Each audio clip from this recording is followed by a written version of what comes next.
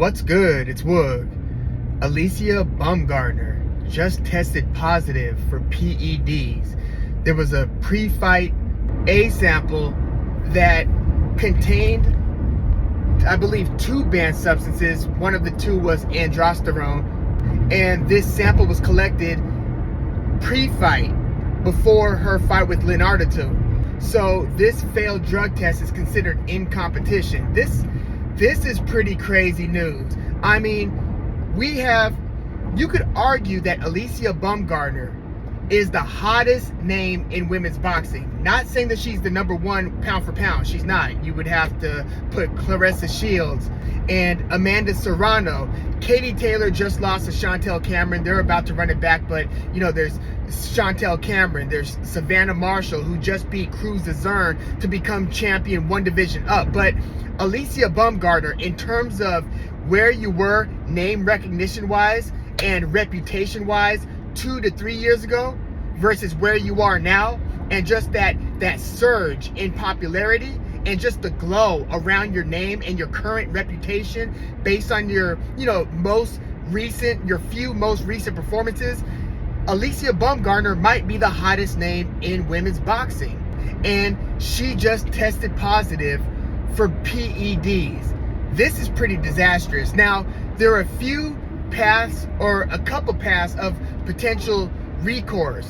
One of those is a B sample, and then another is challenging the chain of custody with the sample, or with the test. I don't know what her appeal will look like, but I mean, damn, this is very, very unfortunate if you're a fan of Alycia Baumgardner. I mean, she just went from just being, again, one of the hottest names in the game to now looking like a drug cheat. I mean, damn. And even if she is exonerated down the line, it already stains your reputation. Like, you would have to be exonerated to the point where there was truly something outside of the fighter's control that either tainted a non-banned substance to then contain a banned substance. Look, it's a very rare case that somebody gets fully exonerated. I mean, you could argue that Dillian White's second instance of a failed drug test, like the one around the time of the Oscar Rivas fight and before his exoneration that then allowed him to fight Mariusz Vok. And then there was the case of Anderson Silva.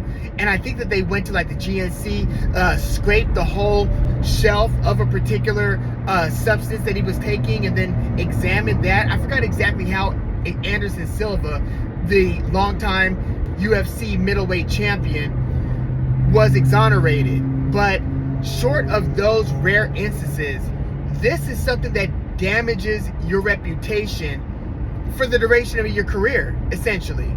And maybe you can kind of cast doubt to where you could hang your hat on that, like to the point where you plead your case, you make up whatever crazy excuse. Like, think Canelo Alvarez and the tainted beef and the failed drug test that postponed Canelo versus Triple G 2.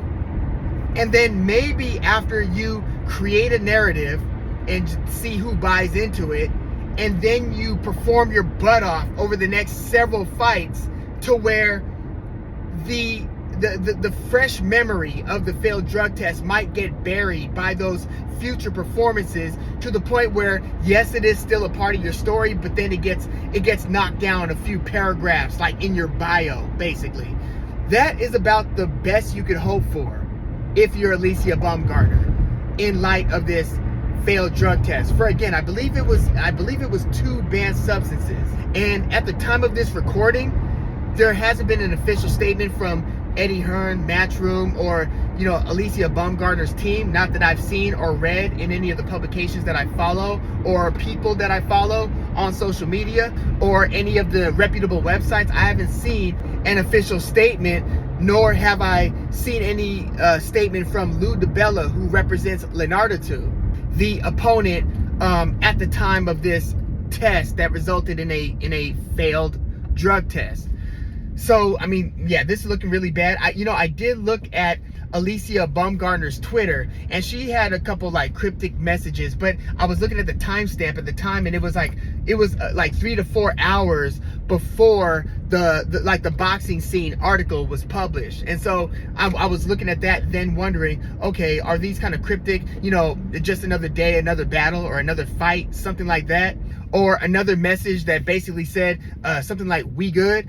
I'm guessing that she caught wind of the failed drug test before it was published, and that's what those tweets were alluding to. But yeah, we'll see what happens. But now her undisputed status is going to be in question. None of the sanctioning bodies have acted. They've all been made aware of this, and they're all going to do their due diligence and wait for more information before they act. So everything from her status as undisputed champion to maybe the result of the fight against Leonardo 2, we'll see. But man, this isn't looking good. This really is not looking good. And I mean, it just makes you wonder, like, boxing fans and fight fans in general, right? Because I mean, some of our favorite fighters have, tested positive. Like, I mentioned Canelo, John Jones in the UFC. I mean, he had his head kick stoppage win over Daniel Cormier overturned from a TKO victory to, I believe, a no contest because he had failed a drug test around that time. And you just wonder, like if you were to put a percentage on it, for elite fighters, we'll say either ranked fighters, champions, contenders, basically anybody who's like in the hunt when it comes to about to be making money or are currently making good money.